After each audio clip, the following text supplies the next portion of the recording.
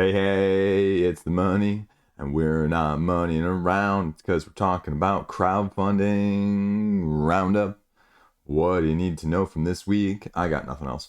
So, yeah, it's a fairly well spread money wise week. A couple big Kickstarter things, a little bit of everything across the board, mechanistically and weight wise. What do you need to know? This week's crowdfunding, what's new, what's hot, and why should we be talking about it in the first place? Let's go! And plus, you know what? If you weren't paying attention, I had 2 videos out on the games that launched this week. Go check those out, right? Let's do this. First up, clear away winner this week so far, almost $600,000. Earth with an expansion. New seeds, increased interaction, bunch of new cards, right? I put my review out for Earth. They were nice enough to send me a prototype copy of Abundance here. And a lot of people love this game. And I said on my review that if you love this game, it's not going to change your mind with the expansion. I don't think it's doing anything too dramatically different. It's not overcomplicating it. It's not going to overstay its welcome. If you didn't like Earth in the first place as a sort of 4x4 card grid tableau building engine system, then the new expansion with the new Germinate seed mechanic approach isn't going to change your mind either from that aspect. The new Germinate action allows you to look through the deck of cards, pick an action or a mechanistic action on a card, and find one, the first one that you find, and take it into your hand. And so it just gives you a little bit more mitigation of that huge, massively oversized deck that people criticize in the first place, right? And the seed mechanic gives you additional ways to resource mitigate as well as score points. They increase the endgame scoring bonus if you're the first one that fulfills your 4x4 grid. Boom, rinse and repeat. There you go. I don't think it changes things any dramatically, right?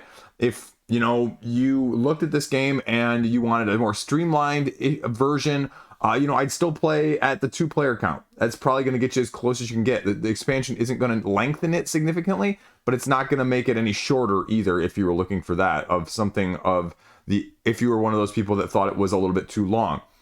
You're going to get a little bit of the extra resources. And that's really the question you have to ask yourself is whether or not you want some of the deluxifications, because that's really what you're going to be paying for here as a whole, Do you have the wooden deluxifications like I do to begin with? And if you do, then you go and you check it out and you see if you want them all to match. If you were like me and you backed the first crowdfunding campaign and you didn't want to get the new crowdfunding campaign here, then your parts may not match as well, I guess.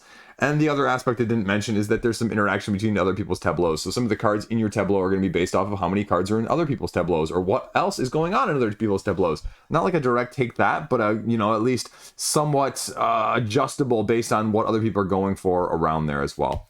Nurture sprouts, you can store them essentially, and 6-player expansion. And the other criticism I had that I'll mention here too, equal opportunity in that sense. I'm not a huge fan of bundling gameplay and bundling extra player expansion content all in one pledge. I'm not a fan of that because I think that increases price for people that are never going to use a good portion of the stuff that's in an expansion. I said that with Cascadia, as Cascadia being one of my favorite games of all time, and I'll say it with this. I'll say it with any game for that matter. And therein lies my dilemma, right? If I'm going to play this with 2 or 3 players, I'm already having 2 extra player counts worth of stuff in the base game, and I don't really want a 3rd extra player counts worth of stuff that I'm not going to use. So no stretch goals, everything is there. They run you through everything mechanistically that I just sort of gave you a little bit for. How to play, plenty of other reviews as it's set up here. What did it say? Like 20 plus reviews of bigger people and smarter people and more, better opinions from that aspect of things. See, everyone else, I told you guys, everyone else has their little award thing, right? Everyone else has their little award thing. What should my award thing be? Because I want a pledge thing too on there. Sad face emoji. I don't know. I'm done. Weather module, upgrade kit if you missed it the first time around, neoprene boards, tableau mat set. You can deluxify the hell out of this thing. So if that's your ilk, go for it. If it's not, that's okay too. If you just want everything retail wise that's all normal, go for that as well. And that's freaking cool too. So yeah, I mea culpa'd on this one too. My video might have been on the page, but I got my wires crossed on the date. I just thought it was a Tuesday crowdfunding. So inside up, I apologize for putting your trust in me and me failing and launching it a day late. But you know what? So be it. That's It's me in a nutshell right there, folks. Okay, I'm done lamenting. Let's go. What's up next? Cores of Discovery. Talked about this one too. I was really impressed actually by this price point because I expected this to be significantly more. And they're getting $125,000, which again, a lot of people are going to go, man, Chris, 125. 125, folks, is still $125,000 for a $40 game. So this is a cooperative 1 to 4 player-esque, flip them over in a grid style, find resources, utilize those resources in a very limited storage capacity to achieve challenges throughout a day-night cycle that is going to be limited by the number of these that you're flipping over in the first place, with sort of a slight deduction-esque of what's next to each other, while still mitigating threats, monsters, insects, or even flora as you're trying to slowly win your game scenario based on whatever win conditions are out there in the first place. It's more of a race mitigation as well. So that's what you need to be aware of. And it's definitely different than either of these other two games. You know, they get a lot of kudos on these two. It's cooperative. It's different. It's going to give you a different vibe. If you want something hard, ask Robinson Crusoe style with resource and just flipping over, I'll say again, I think preferred player count would still be 2 or 1 with this game, just because it's one of those games where you're doing a lot of shared decision making. And if you have a group that's a little bit stronger on one end of things to the other, then you may not feel like some of the voices are always as well heard. That's more of a group issue than anything else. You're getting basically 4 different scenario sets to go along with them, with each like 8+ maps more that they're going to be able to print off and just sort of do generator wise. And it randomizes these little setups that are underneath that you're sliding into the board itself as you go. So that's what you're getting. And if you want it, it's going to be a solid game. Again, I had a copy and it was basically almost a finished product. I don't expect there to be, just like with Harrow County, too much difference. Although with this one, I'd expect there to be less difference than Harrow County. Harrow County, I think they were still working on the solo as well as one of the 3-player modes. So, and if you don't listen to me and you don't think anything I say is, you know, vastly accurate, well, go to Space Biff, because Space Biff talks about it and he's hyping it too. So you want to deluxify everything, you can pay 20 extra bucks. And if you want to get an ultimate edition, wow, that's a lot of money. Okay. You know, again, and I'll say that, right? Like for a $39 game, if you want to spend $70 more, that's on you, but go for it, I guess. Sect and Vamator aren't included. Oh, Maldonado. Oh, that wasn't included, so I don't know anything about that one. And Fog, just kidding. So there we go. And I am horrible about quotes because they asked me for one, and realizing that I never submitted one for them, I just said, please take something from my video, because I'm bad about just like having generic quotes. You guys have heard me before. I want it to be meaningful or something exculpatory. Exculpatory? No, that's not the right word there. We're leaving that in there. But everything that you need to know. So a couple expansion contents there that I didn't know about, so you can check those out in addition, and we'll see where it goes. And again, plenty of video from other people on this page that you can watch theirs as a whole, so you can figure out whether or not it's right for you. And, you know, yeah, add-ons, I guess I was thinking that at least all 4 of those were going to be in the core, but nope, it only is flora and fauna. So, I mean, guys, the price isn't as good, but it's still fine. It's still fine for what it is. So I'm not going to dispute that too much. And you probably wouldn't mind one expansion, but this is a game where I'd say wait to pick up the expansion until you know you love it, or watch some of the other people gameplay and see if it's really for you from that aspect of things. So that's Cores of Discovery, Lewis Clark, and like they say, monsters. Check it out. Now, the other 2 that are sort of making a little bit of waves this week as well, Project L, Square One, a new dimension to the Tetris puzzle engine build. It's utilizing time, which, you know, surprisingly, again, if you look at this, right, less money, but more backers than Cores of Discovery, like we were just talking about here. And they run you through, again, the high replayable sort of Tetris-esque, gather your cubes, fill out the little squares in front of you, combo engine build through one of 5 different actions that are going to be available to you through the recessed row pieces that you're filling in, and getting rewards based on finishing those sequences and starting to combo them together. You're gradually building the pool of these little tiles as you're going along, and then you're just taking and placing, merging which piles you want to go, and then taking the master action, which is allowing you to complete rows in your sequence, because you can only do that once per turn of the 3 actions as you get on a series of turns there.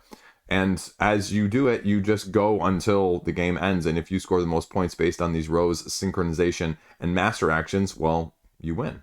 And as I say, with the other campaigns here, the Joker expansion, which interestingly enough, a lot of the previous like original campaigns for Project L, they had some exclusive content with like the Joker style of stuff, or the wild card, or whatever it was called back then.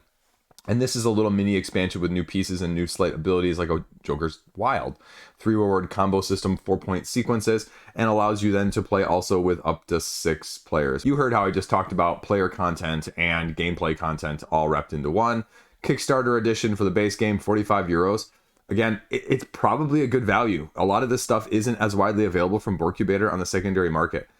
Again, I'm not a huge fan of the 5 and 6 player getting bundled into this, but 55 euros versus 45 euros, I mean, at least at that stance, it's not a huge price point difference. So you'd probably do that. Now, the Joker Ambassador Pack essentially is if you backed one of their previous campaigns, pledge managers, or newsletters, then they will give this one to you for free, essentially. And I guess what's the difference here? And maybe I'm wrong. The Joker expansion is right there. So why would you Ambassador Pack doesn't include everything then? It doesn't include all that stuff because otherwise that 5 versus 10 euro difference. Again, videos from everyone super big and super important there. So check those out if you want to see how the gameplay differs. And they actually link over to an update here that sort of gives you a little bit more detail of what the difference is. They say straight up, one of the main differences here between these two games, original versus now, is that you're going to need minor pieces no matter what shape you're making in any level in order to complete them here, which is a big difference, they say, from Project L, where you prioritize several high-level pieces and often will neglect smaller ones as well. They also emphasize more of the sequence simultaneous filling in as opposed to the standalone individual puzzles that you were solving on Project L. So, I mean, again, this is one of those games where I feel like it is one of the ultimate try before I buys for me personally, because I've never had hands-on with this, and these spatial games are very hit or miss for me personally. I really love the idea of spatial, but one, I'm not good at it, and then two, I'm just not a good judge of that. So anything like this, I feel like needs to be hands-on for me. And if you're interested in it, again, we talked about the price point, and you're looking to get it sometime at the beginning of Q1 of 2025, they say at this point as well. So again, not very widely available on the retail market with some of those extras. So buyer beware, you might FOMO a little bit, but don't FOMO too much. There you go, Project L, square one. Next up, out of the blue for me, I didn't know this one was coming out. I'm sure you guys did. You guys pay attention to everything. Final Frontier here with the 6th realm as they're marketing as more of a heavy Euro 3-round based system gameplay length, if you will, of 7 phases as you're slowly activating different guilds in each round that are going to allow you to earn the Queen's favor, build things in your city, as well as just, well, get your smorgasbord points however you can, essentially. These are the folks, Bardwood Grove, Merchant's Cove, if you remember those games. And so this is a different spin on the deluxeified Euro from that aspect. Depth, complexity, and intricate mechanics, right? We got a whole bunch of jumbled keywords right here, right? Intricate mechanics, strategic decision-making, deep gameplay, challenge players strategically, blah, seamlessly link, combos, power, engine, watch, plans, unfold, momentum, encourage, clever player, artificial opponents in 2-player rather than beat your own score, premium components, right? Okay, so word salad is there. And why would you get this? Exclusives, money, make a reality, make game better. Okay, good. Show me what you got in the box. A bunch of deluxeified pieces, tokens, everything else you'd expect with your heavy Euros. Nothing else new there. A little bit of extra Kickstarter deluxeifications there as well. And then the gameplay where they say a heavy Euro. Now, thankfully, if you're looking at this and going, oh, Chris, heavy Euro, oh, geez, how many pages? Actually, it's only a 13-page rulebook. So it's really different than I was expecting in that sense. As I mentioned, you've got the Stone Council here, and you're going over these 3 rounds. Each round, these councils will meet and determine which one of these are going to be activated, and exhausting supplies of resources, you get stronger actions or different guild actions that are going to be available to you. Reputation with the different parts of the council to gain more support from them to get your actions again upgraded. And then building your endeavors based on staging combos as you go along and challenges that you will do in order to earn the Queen's favor. We pull up the rulebook here. This is what you got going on. Guild bonus, free actions, select your guild, action points, actions. That's the gist of the game. And then, of course, they run you through a little bit of what that looks like, setting up differences between rounds, the free actions that are available to you in terms of those, as well as the main actions that you're going to be having as well. You get 1 council influence and 1 guild action that you choose in any order, and moving your action point tracker basically as you go to indicate with strength as well as how many action points you're using there. So guild actions here, as you can see them all laid out. So this game looks like actually less like heavy overhead mechanically Euro style of things, and more how you're utilizing it on the board itself. So solo mode and rulebook is there. Bunch of big videos. Again, this is big video week from all the cool players. So, you know, you should just be subscribed to them, and, you know, I don't need to tune into me. You can just watch each individual video they put out. So there you go. Final Frontier. What are we looking at here for shipping? Does it really matter? I stopped looking at shipping in a lot of these games because, you know, if you're looking at shipping as the make it or break it, unless you're like in zone F where shipping is like 3 times the cost of the game, it's not usually a huge issue. Anyway, you know what I'm talking about though. So what is the actual price of the game here? So the retail pledge, okay, standard edition, whoo, $89. And the deluxe edition is 109. So I guess that's the question. Why are people getting the standard, I guess? I don't know. 74 people for that. And then, holy balls, we have $129 here for the extra with the extra expansion and the deluxeification. So that's where your 700 people are as a whole there. So how many people are back in this one total? Either way, I mean, we're at $100,000. So yeah, 75% are at that highest level, which doesn't surprise me whatsoever. Just more surprised that there's 3 different levels as a whole. And again, heavy Euro with an expansion coming out already. Hit or miss. We'll see. There you go. 6th realm. Next up, Black Sonata, the second expansion. Strange Shadows. I don't know why I'm going into Sean Connery there. 30,000. So 30,000 again. $15 pledge level for a majority of these pledges. That's freaking good.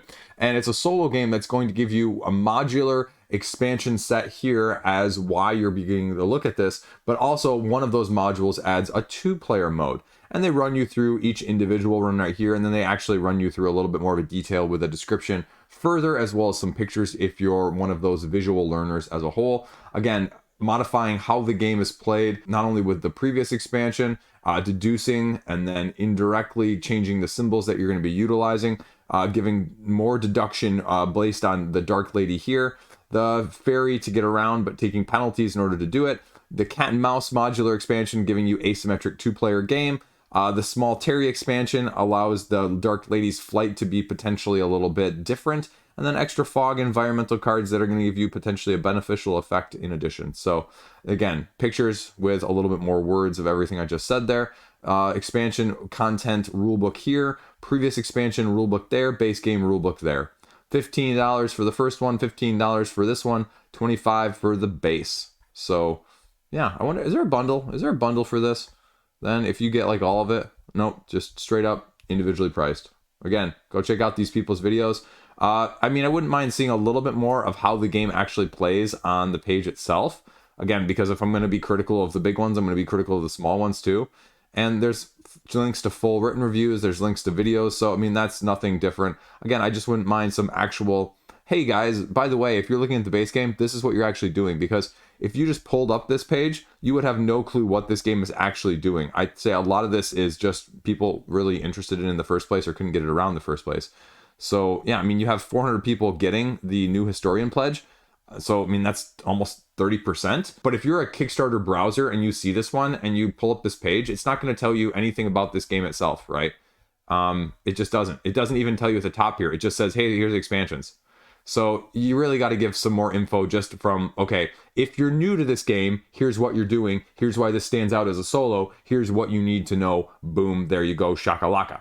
Before I end it, right, I got to give you a little summary of what it actually is. Well, it's a hidden movement deduction-based solo game where there's a deck of stealth cards driving the Dark Lady, as some of these modular expansions mention up here, in order to guide where she is at in order to find her in the first place. You're alternating slowly on a turn-by-turn basis between you and the game as you're either moving, searching, fogging, or passing on a turn-by-turn basis as you go back and forth trying to deduce based on the cards that are in your hand buff or stealth deck where she's at. You're slowly gathering keys and clues in order to figure out where she's at as you shuffle through the stealth deck, which is based off of where she's going to be location-wise as she moves from one point to the next, only being able to move to one adjacent point or 1 point away on a turn-by-turn basis. You need to be able to draw cards and take these actions, otherwise it's going to trigger the end of the game and you're going to lose. As you're drawing these cards here, you can see on the page, you have traits as well as clues that you're going to be slowly deducing, moving through based on the suits and the iconography that's available to you. When you confront getting the knowledge of all 3 identifying characteristics and placing the tokens on the game board,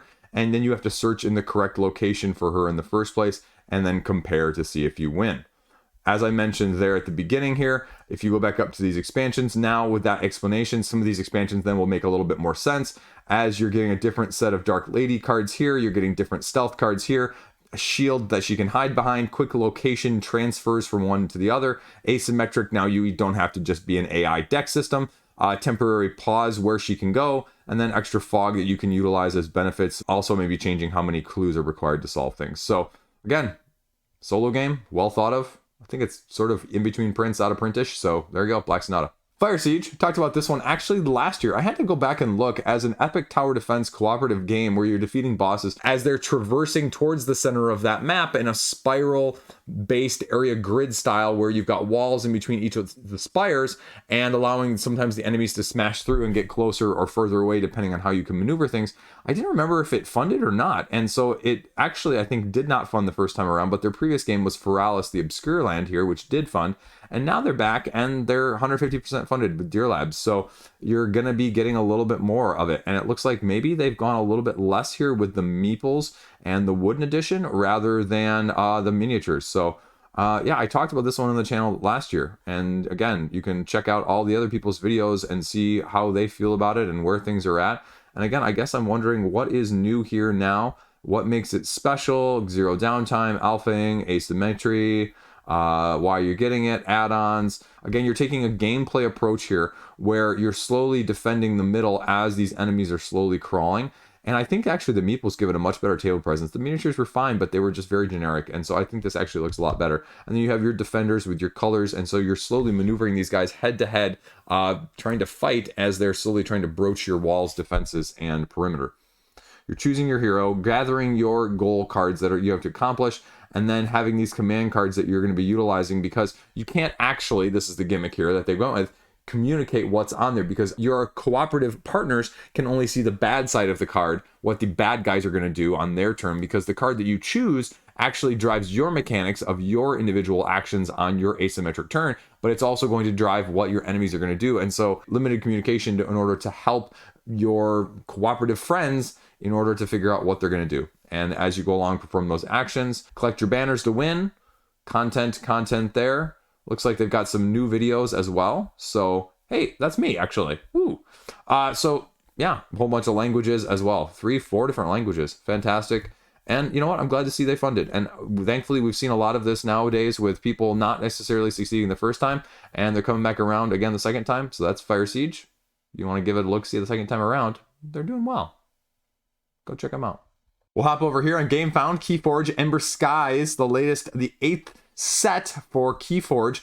Again, I've always wanted to try this, never really jumped on board, and I have mixed feelings about it now. I like the idea of a pre-constructed deck that you just kind of take and go and just learn the nuances of. At the same time, I've heard plenty of people say that there's plenty of decks that are just misses. And now with this one, they give you a little bit of a new what's going on differently with the Sky Beasts, which are ultra rare things that are going to change the course in the battlefield as a whole that can launch with any house. And which is interesting because actually one of the stretch goals when they hit $300,000 is to include a Sky Beast deck, which is, as they say, is going to include one ultra rare. Ultra rare. If they're ultra rare, you know, then you're going to have definitely decks that are stronger than each other than if you have one that has one and one that doesn't. So how you're actually playing this is essentially you just go back and forth. You're trying to score 3 keys as the victory condition, but on your turn you have a mixed match of houses in your deck as a whole, and you can play as many cards as you want of any one house to give you actions, events, mitigation, spells, whatever else you may have at your disposal. And again, that's sort of the blessing curse with this game, is it's, got some cool action economy systems going on there in that sense. But that's kind of the cool thing, is you have the good action economy in that way, but you're getting a new house and you're kind of still going, okay, is this mechanic going to be that good? Is it what I'm looking for? And it's a lot of money if you're looking at this to get 6 or 8 decks of decks that may or may not suit you, right? At least with Star Wars LCG, I mean, I get a lot of extra cards, but I can create and craft my own deck or mix and match as things go along. And that's the blessing curse of this one, is that you have a great deck to start with, and then that's the only deck you're going to use. You don't mix and match these decks. You register them online and you just keep them as a whole. And so if you find one that works for you well, and you can just flip-flop and, switch and go back and forth and learn them, but otherwise you will like it or not. So, but otherwise you may just like that deck or you may not. And so how do you feel about that? There's the stretch goal, the Flight of the Sky Beast that I mentioned. Again, additional add-ons, additional decks, additional little playmats and deluxifications, some of the previous stuff from the other campaigns as a whole if you want some of the other stuff. But again, like I look at this and I just worry about power creep with the Sky Beast sort of situation. Be happy to try this one out. I'd love to see how this compares. But I don't think I'd want like more than 3 or 4 decks just until you knew that you loved it, or you knew that you had like all equally overly powerly stuff with all of the cool stuff. Like I want a Sky Beast in everyone. Wouldn't you? So anyway, give it a look-see. They always do really well, especially for the 8 set time around, and this is no different from Ghost Galaxy. Keyforge, Amber Skies. Then up, we have Dance of Muses, $17,000. Sort of an abstract sort of die manipulation, spatial arrangement card-based game. What you got going on here are you've got muses, and you're going to have up to 4 of them in a 2-player game that are secretly yours that you're going to be scoring at the end of the round. And what you're going to be doing is you're going to be slowly using, well, a 2-phase system turn that you're going to be able to manipulate these with. And so you are creating a grid, and as you move any of these muses, you have to increase the die on them by 1, but all of them also have special abilities that you can manipulate either before or after the movement in the first place. When any of these dice on any muse gets to 6, that ends the round. Then you line up your basically your high scores, depending on where they're located, of the dice and see who scores points. I believe you do that over 2 rounds, and then you're done. A little bit of divine intervention strategy tokens here as a whole, and a little bit of deluxifications if you're interested. It's more of a like abstract meets tactical nature game, because as you can see here, right, it gives you the abilities down here. You put the die here, you rotate the size of the die based on every time you move it, and there are some certain restrictions based on where you can move it and how you can move it along. And again, as I mentioned here, you execute the will of Apollo if their number matches the number that's on the card as well. Those instantly become 6s, which is going to allow you to score more points in this head-to-head comparison GIF right here that you can see. And that's the game in a nutshell. So there's a little bit of video, there's rules, you can try it out online, and, well, as a lighter-ish abstract with some variability there, give it a look-see. It runs you through the divine interventions right here.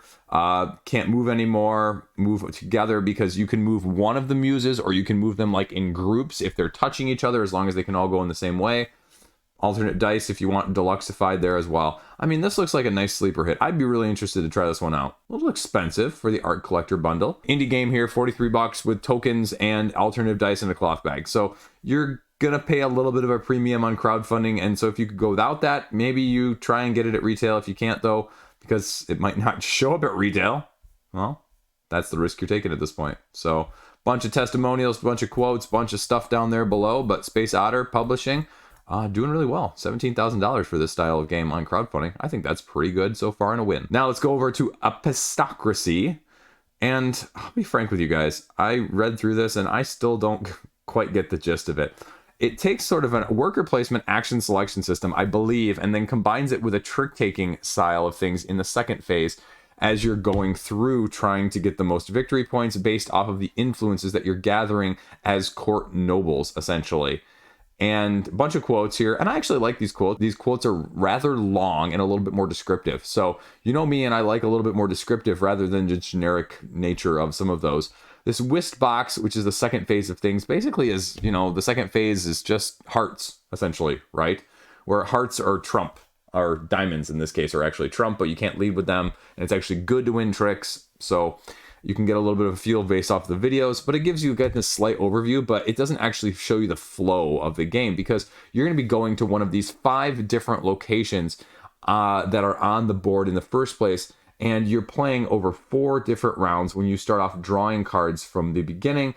The actions that you're going to have available to you will allow you to mitigate, change those cards, get additional influences, upgrade your influences based on your own player board and the locations you're going to in the first place. Like I mentioned, of the 5 different places that you can go, including things like the Queen's Ball, the connections here that you can gain off the player mat based on the ballroom. Again, cases like the art gallery, or even just wherever you want to, and they all give you a slightly different asymmetric action, followed by the trick-taking phase. So I'm going to make the argument that you're probably going to need to watch one of the videos to really get the standard, example of how this is going to flow. Gives you a couple different gameplay modes here, as well as solo if you're interested, and it's going to cost you 60 bucks. That's a little bit more expensive than I was guessing or figuring beforehand, but if you want to get some super expensive deluxifications and Queen's favorite pledges here to get brooches and, well, invitation for 2 for Gen Con, well, go for it. And stretch goals as well. So again, interesting concept. I'm not a huge fan of the aesthetic. Honestly, on a Kickstarter page like this with bright lights shining at me, looking at a computer, it does make it a little bit hard to read at times. But if this is your vibe, I mean, it's got $33,000. So people like what they're seeing. So if you like it too, go give it a look-see. Now, last up, we'll do Picky Eaters, the Ultimate Collection here. $21,000 again as a reprint, coming back with a few expansions from a modular standpoint. This is a draw cards, then utilize them in one of 3 different actions before potentially passing. And then when everyone passes, the round ends, and you're going to be utilizing those cards to create recipes that you're going to lay down in front of you. And whoever creates the most delicious menu, they say, is going to win. It's got sort of the set collection vibe here, using ingredients to make the set collection recipes being laid down, getting a certain amount of points based on them of who you have to feed and how much, a little bit of exclusives, a few of the extra expansion content as well, based on just the plethora of cards that you can get in the base game, as well as what's going to be available expansion wise. Again, you do that 5 times, you get points based on recipes and modified based on the guest preferences, and then you just go until the 5 rounds ends. They give you the overview of the base game here, give a little bit more variety with the Picky Eaters expansion, and then getting just a little bit more new stuff, new guests, and a new asymmetric sauce card that can give you asymmetric powers. And then the other expansion here, double recipes, well, more recipes. You want it all in a collector's box, or you want a Lazy Susan to pull cards from? There you go. That's what you're looking at, $29 and upwards to, well, $120 if you're interested in the light style card game. And mix and match with your expansions at your preference. So again, everything you need to know is right there on the page. Relatively straightforward, tons of videos as well. So give it a look-see if it's your lighter style vibe and you want something food-based right now. Picky Eaters. There you go. Crowdfunding, roundup, done. Boom, shakalaka. I'm solo parenting this weekend. It is going to be hectic. Within a 4.5 hour span, I have 3 soccer games and a birthday party that are on the opposite ends of town of each other, lugging all 3 kids around, and one of them being back-to-back soccer games that the 8-year-old is going to be exhausted with. It's such stupid fracking planning. Game from 1 to 2 and then 2:30 to 3:30. These are 8-year-olds. You know, they're maybe going to do okay the first game. The second game, with like less than half an hour of rest, they're going to get absolutely and utterly destroyed. And just another reason I'm sort of pissed off at this, you know, organization that is running my kids' soccer program as a whole. You know, again, it's a side tangent, right? You don't need to hear that, but just, right? Rant on that for a couple minutes. That's not why you tuned in. Board games, that's why my viewership drops like this at the end of these videos. That's all I got. Have a great day. I'm going to have a super busy weekend. It's going to be, it is what it is. I'll get through it though. It's fantastic. Kid time. One-on-one parenting and kid time. That is the blessing of it. And they're joyous at the same time. I love them. Wouldn't be anywhere without them. Have a great day. Go kiss somebody you love. Well, and that they love you too. Be careful on that one. Get myself in trouble. Peace out. Stay classy.